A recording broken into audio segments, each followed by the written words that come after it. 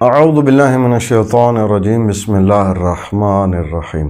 Isfahan شہر کے ایک عالم دین بیان کرتے ہیں کہ ایک رات مجھے الہام ہوا کہ فلاں تاجر کو، جو ایک مومن ہے، ایک دکاندار ہے، اس کو 45,000 تومان دے کر آؤ۔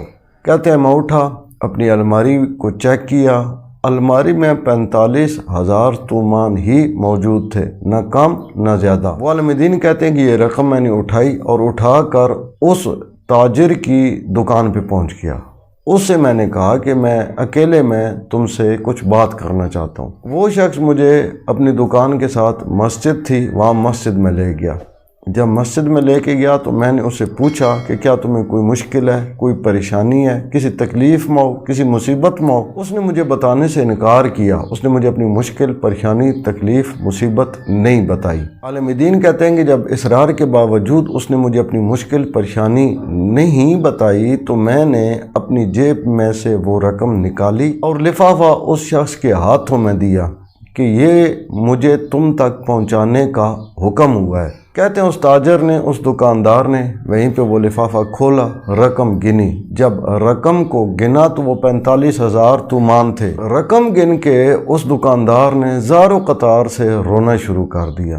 میں نے اسے رونے کی وجہ پوچھی۔ اس نے کہا کہ میں 45,000 تومان کا مقروض تھا اور میں نے نظر کی تھی کہ میں 40 دن نماز فجر کے بعد زیارت عاشورہ کی تلاوت کروں گا۔ اللہ تعالیٰ اس کے طفیل میرا جو قرض ہے وہ ادا فرما دے۔ آج اس نظر کو 40واں دن تھا اور اللہ تعالیٰ نے میری یہ مشکل آسان کر دی ہے۔ اسی طرح کا ایک واقعہ شیخ جواد عرب جو نجف کے عالم دین ہیں، وہ بیان کرتے ہیں کہ ایک رات میں نے خواب میں حضرت اسرائیل علیہ السلام کو دیکھا۔ میں نے ان سے پوچھا آپ کہاں سے آ رہے ہیں؟ تو جناب اسرائیل نے کہا کہ میں تبریز سے شیخ ابراہیم محلاتی کی روح کو قبض کر کے آ رہا ہوں۔ شیخ جواد کہتے ہیں کہ میں نے اسرائیل سے پوچھا کہ بتاؤ ان کی روح کس حال میں ہے؟ تو جناب اسرائیل نے بتایا کہ وہ عالم برزخ میں ہیں اور اللہ تعالیٰ نے 1,000 فرشتے مقرر کیے ہیں جو ان کی خدمت پر، جو ان کی اطاعت پر مامور ہیں، اور وہ شیخ ابراہیم محلاتی کے ہر حکم کو بجا لاتے ہیں۔ شیخ جواد کہتے ہیں میں نے ان سے یہ سوال کیا کہ یہ مقام، یہ مرتبہ جو ان کو عالم برزخ میں ملا ہے، اس مقام و مرتبے کا سبب کیا ہے؟ تو جناب اسرائیل علیہ السلام نے بتایا کہ شیخ ابراہیم محلاتی زیارت عاشورہ کی پابندی کرتے تھے، اور اس قدر پابندی کرتے تھے کہ 30-35 سال انہوں نے مسلسل ہر روز زیارت عاشورہ کی تلاوت کی۔ اس قدر پابند تھے کہ اگر کسی دن بیماری کی وجہ سے یا تکلیف کی وجہ سے یا مصروفیت کی وجہ سے زیارت عاشورہ کی تلاوت خود نہیں کر پاتے تھے تو کسی کو اپنی طرف سے نائب بنا دیتے تھے کہ وہ ان کی طرف سے زیارت عاشورہ کی تلاوت کر دے۔ اس زیارت عاشورہ کے سبب اللہ تعالیٰ نے ان کو عالم برزخ میں یہ مقام، یہ مرتبہ اور یہ بلندی عطا فرمائی ہے۔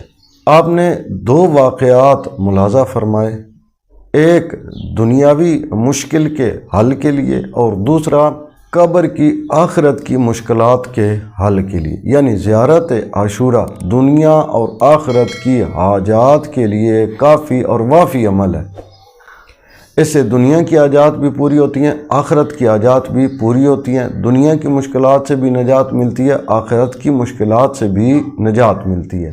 زیارت عاشورہ پڑھنے میں ایک بات جو عمومی طور پر دیکھنے میں آتی ہے کہ لوگ کہتے ہیں کہ 100 بار لعن کو پڑھنا مشکل ہے یا 100 بار سلام کو پڑھنا مشکل ہے۔ تو اس کا آسان طریقہ کار یہ ہے کہ جب آپ لعن کی تلاوت کرتے ہیں تو وہاں پہ ایک جملہ ملتا ہے، اللہم لعنہم جمیعا۔ اس ایک جملے کو بھی اگر آپ 100 بار دہرا دیتے ہیں تو آپ کا پورا لعن شمار ہوگا۔ یعنی وہ جو تفصیلی لعن ہے وہ اگر آپ نہیں بھی پڑھتے ہیں، مختصر آپ اتنا کہہ دیتے ہیں اللہم لعنہم جمیعا، اور اس جملے کو 100 بار تکرار کرتے ہیں تو یہ آپ کا پورا لعن شمار ہوگا۔ اسی طرح اگر آپ پورا سلام جو ایک 100 بار پڑھنا ہوتا ہے وہ آپ پڑھنے میں دقت یا مشکل محسوس کرتے ہیں تو آپ فقط اتنا جملہ 100 بار دہرا دیں کہ السلام علی الحسین وعلی علی ابن الحسین وعلی اولاد الحسین وعلی اصحاب الحسین۔ اس سلام کو 100 بار دہرا دیتے ہیں، وہ تفصیلی سلام نہیں پڑھتے ہیں تو بھی کافی ہے۔ اگر یہ ویڈیو آپ کو پسند آئے تو اسے دوسرے مومنین مومنات تک لازمی شیئر کیجئے گا، تاکہ اگر کوئی مومن یا مومنہ کسی مشکل میں ہو یا کسی کی کوئی حاجت ہو اور وہ زیارت عاشوراء پڑھتے ہوئے اپنی حاجت یا اپنی مشکل کے لیے دعا کرتے ہیں تو اس کا اجر آپ کو اور بندہ حقیر کے نامہ اعمال میں درج کیا جائے گا۔ اپنا اور اپنے چینل رائے نجف کا خیال رکھیے گا۔ اللہ تعالیٰ سے دعا ہے کہ امام زمان عجل اللہ فرج الشریف کے دور پرنور میں تعجیل فرمائے، تمام مومنین مومنات کی مشکلات کو حل فرمائے اور حاجات کو پورا فرمائے۔ اللہم صلی علی محمد و آل محمد وعجل فرجہم۔